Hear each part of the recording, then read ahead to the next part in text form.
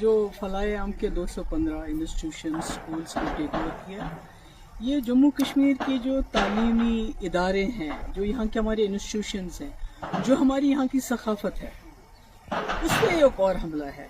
मैं इसलिए सकाफत और जम्मू कश्मीर के तशख्खुस के साथ इसको जोड़ रही हूँ क्योंकि बहुत कम ऐसे स्कूल हैं FAT की तरह जो स्कूलों में इखलाकी इस्लामी तालीम के साथ जो रेगुलर एजुकेशन भी देते हैं। मतलब कोई आप किसी स्कूल का नाम नहीं ले सकते हैं जहाँ पर ये बैलेंस मेंटेन होता हो। और इन स्कूलों में से बहुत ही नामवर शख्सियत उभरी हैं और इसके साथ हज़ारों के तादाद में, मेरे ख्याल में कोई 50-60 हज़ार तो स्टूडेंट्स हैं, टीचर्स हैं, फैमिलीज़ हैं जो जुड़ी हुई हैं। तो इस तरह से इसको इसको टेक ओवर करना, पहले तो जमात इस्लामी के तमाम एसेट्स को टेक ओवर किया गया, उन पर बैन लगाई गई। पर तभी उम्मीद थी कि यहाँ एक चुनी हुई सरकार आएगी, इलेक्शन होंगे, तो शायद ये जो हम पे ताबड़तोड़ हमले हो रहे हैं हमारे तशख्खुस पे, हमारे हर इदारे पे, तो कहीं ना कहीं उसको वो रोकने में कामयाब हो जाएंगे। और शायद यही वजह है कि लोगों ने नेशनल कॉन्फ्रेंस को तकरीबन 50 सीटें, पार्लियामेंट में 3 मेंबर पार्लियामेंट दिए लद्दाख को लेके।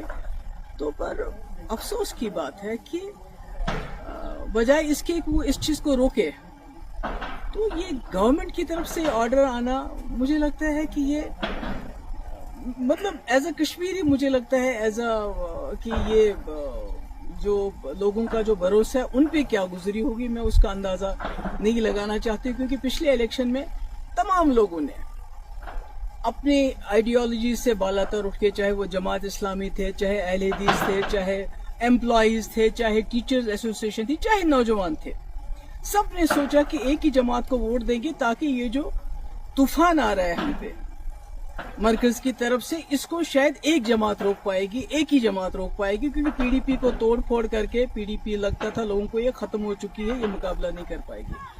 तो ऐसे में ये होना, और अभी आपने देखा कुछ देर पहले जो हमारी उर्दू जबान है सरकारी दफातर में से उसको तकरीबन खारिज किया जा रहा है। हमारी किताबों, हमारे जो सिलेबस है, जो करिकुलम है, उसमें जो है हमारे शेखुल आलम रहमतुल्लाह अलैह हैं, या हमारे अल्लामा इकबाल साहब हैं, या इसी तरह जो हमारे आगा शाहिद साहब हैं, उनको बिल्कुल उससे अलग किया जा रहा है।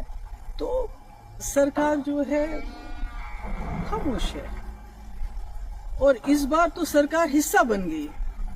आपको याद होगा 2016 और 17 में जब यहाँ बहुत हालात खराब हुए, पथराव रोके ना रुके, दिल्ली से इतनी बड़ी टीम आ गई, बड़े बड़े मिनिस्टर्स की, बड़े बड़े पॉलिटिशियंस की, और हुर्रियत के दरवाजों पे गई कि आप दरवाजा खोलिए, हमसे बात कीजिए, दरवाजे बंद कर दिए। यानी इतने हालात खराब थे।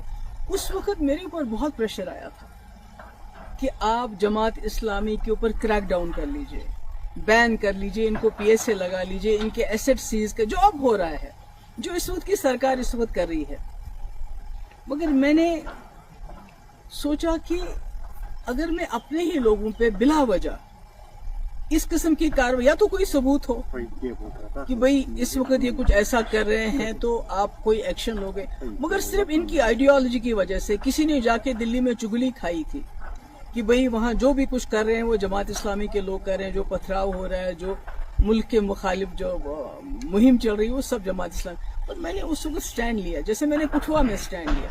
हालांकि मेरे पास अक्सरियत नहीं थी, हम PDP BJP सरकार में बने हुए थे। आज नेशनल कॉन्फ्रेंस के पास अपनी अक्सरियत है, उसके बावजूद वो इस किस्म के फैसले करती है। मुझे लगता है ये अफसोस के लायक है, और इसके बारे में क्या कहूँगी। वैसे तो लोग कहते हैं कि कहीं ना कहीं नेशनल कॉन्फ्रेंस और जमात इस्लामी का पुराने वक्त से चल रहा है कि जब शेख साहब मरहूम 77 में आ गए, उसके बाद जमात इस्लामी वालों के साथ क्या किया गया, किस तरह इनके घर चलाए गए, क्या क्या हमारी मुकद्दस किताबें भी नजर आतश की गई। उसके बाद 87 के बाद क्या किया गया, जो फलाएम ट्रस्ट के टीचर है उनको कैसे पब्लिक सेफ्टी एक्ट लगाया गया।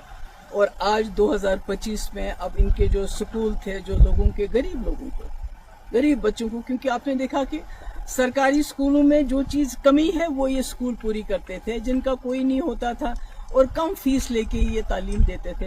तो आज इन्होंने इतना बड़ा सिस्टम जो एक बना हुआ है उसको ایک حساب سے تباہی کے دہانے پہ پہنچا دیا ہے.